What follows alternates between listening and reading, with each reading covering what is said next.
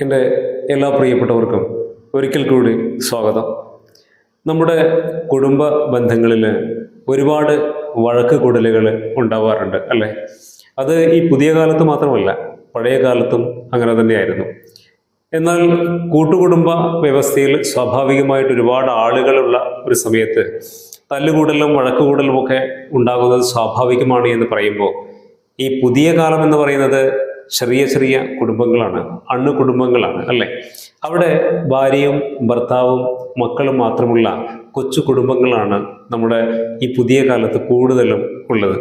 എന്നാൽ പഴയ കാലത്തെ ആ സാഹചര്യത്തിൽ നിന്ന് വലിയ മാറ്റങ്ങളൊന്നും ഈ പുതിയ കാലത്ത് ഉണ്ടായിട്ടില്ല.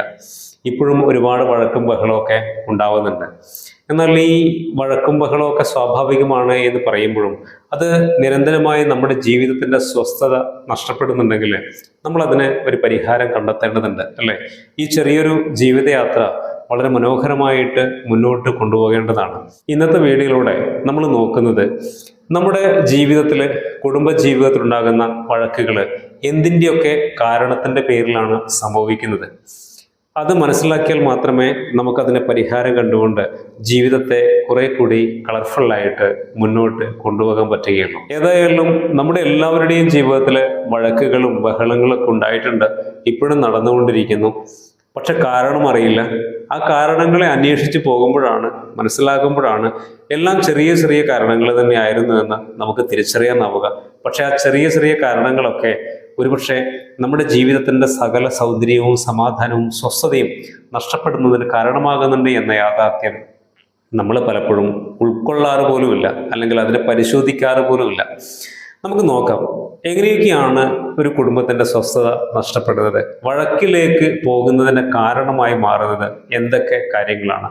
ഇതിൽ ഒന്നാമതായിട്ട് പറയാനുള്ളത്, നമ്മൾ വിചാരിക്കുന്നത് പോലെ തന്നെ നമ്മുടെ പാർട്ട്ണറും നമ്മുടെ കുടുംബവും ജീവിക്കുകയും ചിന്തിക്കുകയും പെരുമാറുകയും വേണമെന്ന് നമ്മൾ ആഗ്രഹിക്കുന്നു. അത് കുടുംബത്തിൽ വഴക്കുകൾ ഉണ്ടാക്കുന്നതിന് കാരണമാകുന്നു എന്ന് നമ്മൾ തിരിച്ചറിയേണ്ടതുണ്ട്. ഓരോ മനുഷ്യനും അവനവൻ്റേതായിട്ടുള്ള ആഗ്രഹങ്ങളുണ്ട്, ചിന്തകളുണ്ട്, തീരുമാനങ്ങളുണ്ട്, നിലപാടുകളുണ്ട്.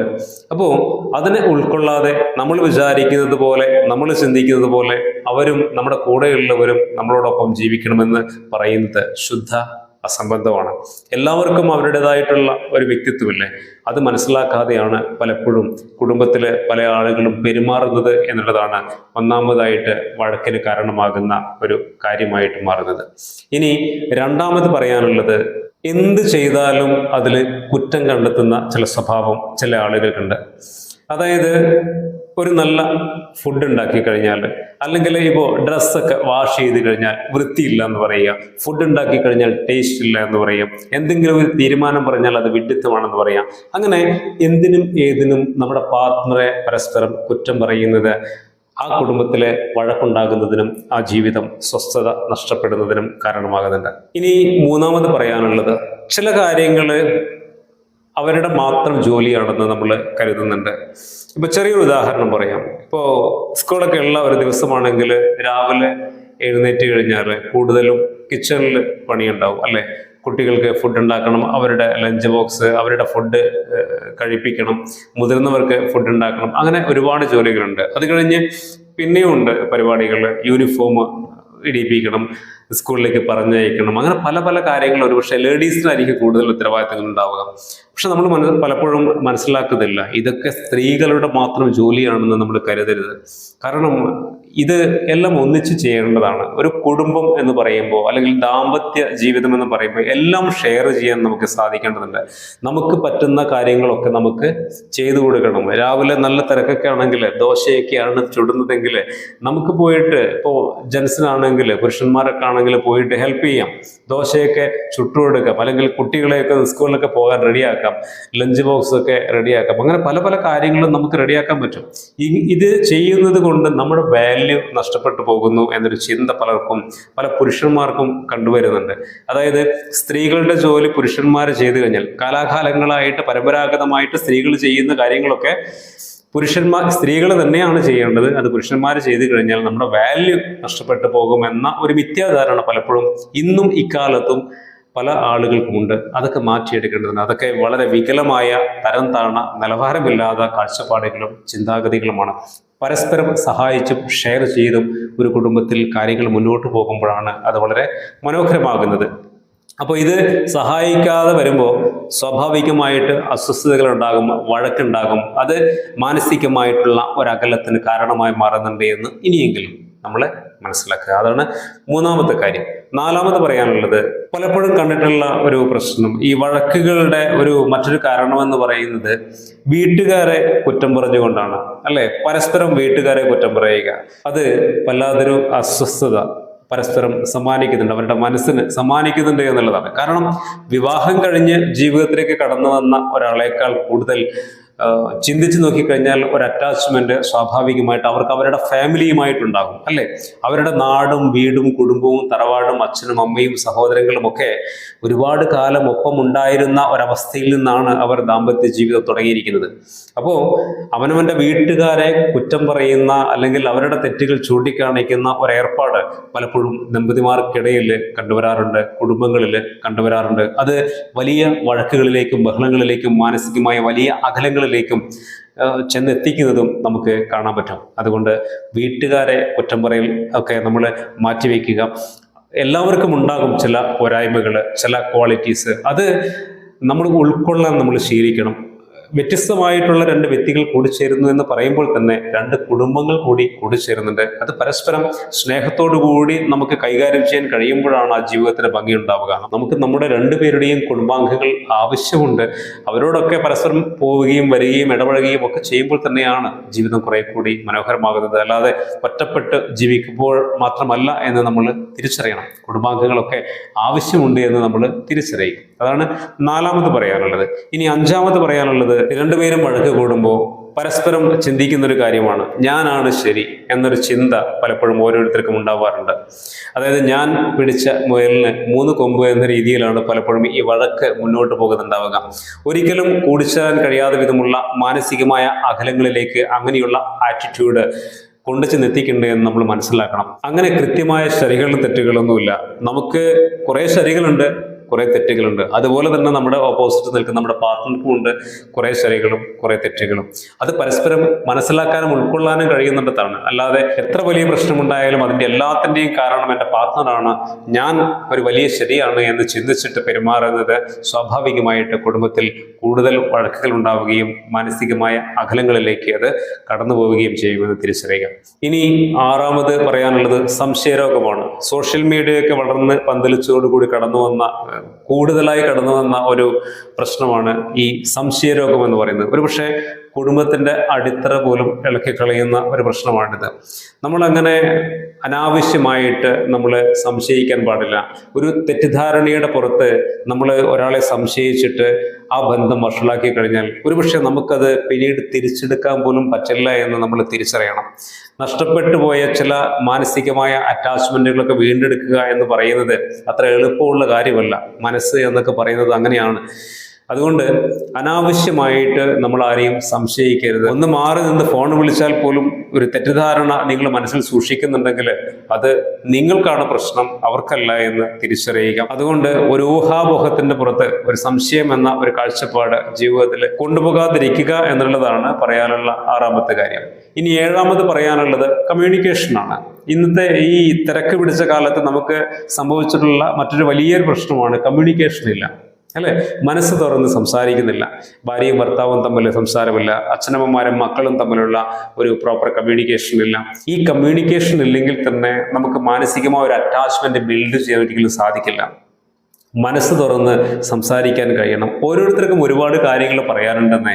നമ്മുടെ പാർട്ട്ണർക്ക് നമ്മളോട് ഒരുപാട് കാര്യങ്ങൾ പറയാനുണ്ട്, മക്കൾക്ക് പറയാനുണ്ട്, നമുക്കും പറയാനില്ലേ.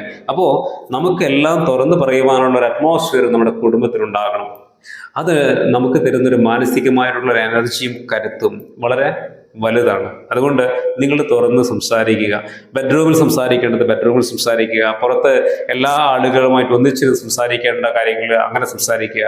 കമ്മ്യൂണിക്കേഷൻ അത് വളരെ പ്രോപ്പറായിട്ട് എല്ലാ ബന്ധങ്ങളിലും ഉണ്ടാകണം. അപ്പോഴാണ് ആ ബന്ധം വളരെ മനോഹരമായിട്ടും ശക്തമായിട്ടും നല്ല കെട്ടുറപ്പോടുകൂടിയും മുന്നോട്ട് പോകുന്നത്. അതാണ് ഏഴാമത്തെ കാര്യം.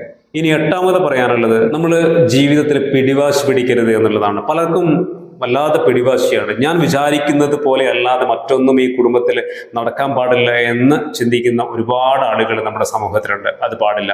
മറ്റുള്ളവർക്ക് നമ്മൾ അതിൻ്റെതായിട്ടുള്ള ഒരു ഇടം നൽകേണ്ടതുണ്ട്. അല്ലാതെ നമ്മൾ വിചാരിച്ച കാര്യങ്ങൾ നടപ്പിലാക്കാൻ വേണ്ടിയിട്ടല്ല നമ്മളൊരു കുടുംബം മുന്നോട്ട് കൊണ്ടുപോകേണ്ടത്. അത് നമ്മളെ പരാജയപ്പെടുത്തും. മാനസികമായിട്ടുള്ള ഒരു അറ്റാച്ച്മെന്റ് നഷ്ടപ്പെടുത്തുന്നുണ്ട്, കുടുംബത്തിലെ സന്തോഷം നഷ്ടപ്പെടുന്നുണ്ട്, വലിയ വഴക്കുകൾ ബിൽഡ് ചെയ്യപ്പെടുന്നുണ്ട്. ഇതേ പിടിവാശി ഓപ്പോസിറ്റ് നിൽക്കുന്ന ആളും പിടിച്ചു കഴിഞ്ഞാൽ ഒക്കെ തീരുമാനമാകും. അതുകൊണ്ട് കുറച്ച് വിട്ടുവീഴ്ചകളൊക്കെ, കുറച്ചൊന്നല്ല അത്യാവശ്യം നല്ല രീതിയിൽ വിട്ടുവീഴ്ചകളൊക്കെ നടത്തി മാനസികമായ പൊരുത്തത്തോടു കൂടി മുന്നോട്ട് പോകേണ്ടത് നല്ല കുടുംബ ബന്ധത്തിന് അത്യാവശ്യമുള്ള കാര്യമാണ്. അതാണ് 8ാമത്തെ കാര്യം. ഇനി 9ാമത് പറയാനുള്ളത്, നമ്മൾ ആരെയും വില കുറച്ച് കാണരുത്. നമ്മുടെ പാർട്ട്ണറെ നമ്മൾ വില കുറച്ച് കാണരുത്. ഒരുപക്ഷെ നിങ്ങൾ ജോലിക്ക് പോകുന്ന ആളായിരിക്കും, ഒരു സ്ത്രീകളൊക്കെ ആണെങ്കിൽ അവർ ജോലിക്ക് പോകുന്നുണ്ടാവില്ല. നിങ്ങൾ പുറത്തു പോയി ജോലിക്ക് പോകുന്നു, നിങ്ങൾക്ക് വരുമാനം കിട്ടുന്നു എന്ന് കരുതി ഈ കുടുംബത്തിന്റെ നാഥൻ ഞാനാണ്, ഈ വീടിന്റെ എല്ലാത്തിൻ്റെയും ഉത്തരവാദിത്വം എനിക്കാണുള്ളത് എന്ന രീതിയിൽ നമ്മൾ എല്ലാ അധികാരങ്ങളും അവകാശങ്ങളും എടുത്തിട്ട് ബാക്കിയുള്ളവർക്കൊരു വിലയും നൽകാതെ മുന്നോട്ട് പോയി കഴിഞ്ഞാൽ അങ്ങനെയുള്ള കുടുംബങ്ങൾ നല്ല രീതിയിൽ മുന്നോട്ട് പോകില്ല. ദാമ്പത്യം എന്ന് പറഞ്ഞാൽ അത് ഒത്തൊരുമയോടുകൂടി പോവേണ്ട കാര്യങ്ങളാണ്. അവിടെ ഒരാൾ ജോലിക്ക് പോകുന്നു, മറ്റൊരാൾക്ക് ജോലിക്ക് പോകുന്നില്ല എന്ന് കരുതിയിട്ട് പ്രാധാന്യം നഷ്ടപ്പെടുന്നില്ല. ഒരു കുടുംബം മുന്നോട്ട് പോകണമെങ്കിൽ രണ്ടു പേർക്കും തുല്യ ഉത്തരവാദിത്വമുണ്ട്, തുല്യ പ്രാധാന്യമുണ്ട്. അത് ഉൾക്കൊള്ളാനാണ് ആദ്യം പഠിക്കേണ്ടത്. അല്ലാതെ നിങ്ങൾ ജോലിക്ക് പോയി എന്ന് കരുതിയിട്ട് നിങ്ങൾക്ക് പ്രത്യേകമായിട്ടുള്ളൊരു പരിഗണനയോ പ്രത്യേകമായിട്ടുള്ള ഒരു വാല്യൂ അവിടെ ബിൽഡ് ചെയ്യപ്പെടുന്നില്ല. ഇത് തിരിച്ചും അങ്ങനെ തന്നെയാണ് കേട്ടോ. ഇതിപ്പോ രണ്ടുപേരും ജോലിക്ക് പോവുകയാണെങ്കിൽ ഇപ്പോൾ ഒരാൾക്ക് ആർക്കാണോ വരുമാനം കൂടുതൽ അവര് ആധികാരികമായിട്ട് സംസാരിക്കുകയും ആധികാരികമായിട്ട് കാര്യങ്ങൾ ചെയ്യുകയും ചെയ്യുന്നതും നമ്മുടെ കുടുംബത്തിന്റെ സ്വസ്ഥത നഷ്ടപ്പെടുന്നുണ്ട്, വലിയ വഴക്കുകൾ ഉണ്ടാക്കുന്നുണ്ട്.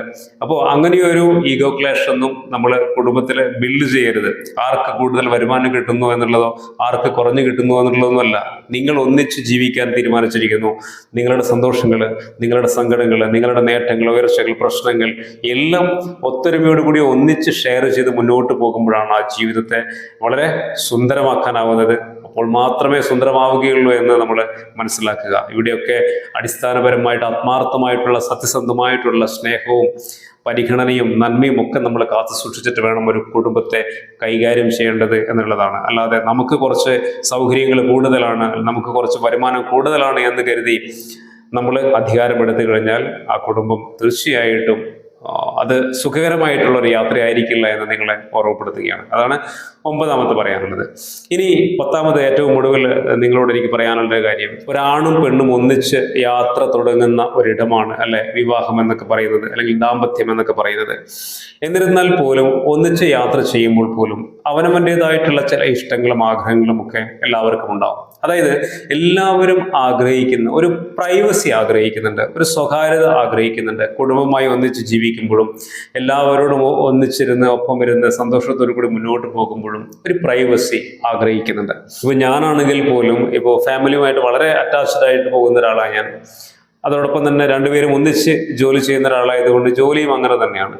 എന്നിരുന്നാൽ പോലും ഒരു ഇത്തിരി സമയം, ഒരു അരമണിക്കൂറൊക്കെ എല്ലാ ദിവസവും എൻ്റെതായിട്ടുള്ളൊരു സ്പേസ് കണ്ടെത്തുന്ന ഒരാളാണ്. ഈ വിവാഹം കഴിഞ്ഞ സമയത്തൊക്കെ അവൾക്ക് അതൊരു വലിയ ബുദ്ധിമുട്ടായിരുന്നു. ഞാൻ കുറച്ച് സമയം മാറി ഒന്നും മിണ്ടാതെ ഇരുന്ന് എൻ്റെതായിട്ടുള്ള ചില സ്പേസിൽ നിൽക്കുമ്പോൾ, പക്ഷെ പിന്നീട് അവൾക്ക് കാര്യം മനസ്സിലായി, അവൾക്കും ഒരിത്തിരി സ്പേസ് ആവശ്യമുണ്ട് എന്നൊരവസ്ഥയിലൊക്കെ അവൾ എത്തിയപ്പോൾ ഞാൻ ചെയ്യുന്ന കാര്യം പിന്നീട് അവൾക്ക് മനസ്സിലാവുകയാണ് ഉണ്ടായത്. അപ്പോൾ എല്ലാ മനുഷ്യനും അവനവൻ്റെതായിട്ടുള്ളൊരു പ്രൈവസി ആഗ്രഹിക്കുന്നുണ്ട്. ചിലപ്പോൾ എന്തെങ്കിലും വായിക്കാനായിരിക്കാം, അല്ലെങ്കിൽ എഴുതാനായിരിക്കാം, അല്ലെങ്കിൽ അവനവൻ്റെതായിട്ടുള്ള എന്തെങ്കിലും കാര്യത്തിനായിരിക്കാം. ഞാനൊക്കെ ആണെങ്കിൽ എന്തെങ്കിലും ഇപ്പോൾ ഈ വീഡിയോ ചെയ്യാനൊരു ടോപ്പിക് റെഡിയാക്കുക എന്ന് പറയുന്നത് പോലും ഒരു ഇത്തിരി സമയം ഇവിടെ ഇരുന്ന് ഇങ്ങനെ എന്തെങ്കിലും കുത്തിക്കുറിച്ച് നിങ്ങളോട് സംസാരിക്കാനൊക്കെ ഞാനൊരിടം, ഒരു സമയം ഞാൻ കണ്ടെത്തുന്നുണ്ട്. അപ്പോൾ അങ്ങനെ ഒരു ഇത്തിരി സമയം മാറിയിരിക്കുന്ന സമയത്ത് അവൾ ഒരിക്കലും എന്നെ ശല്യപ്പെടുത്താറില്ല.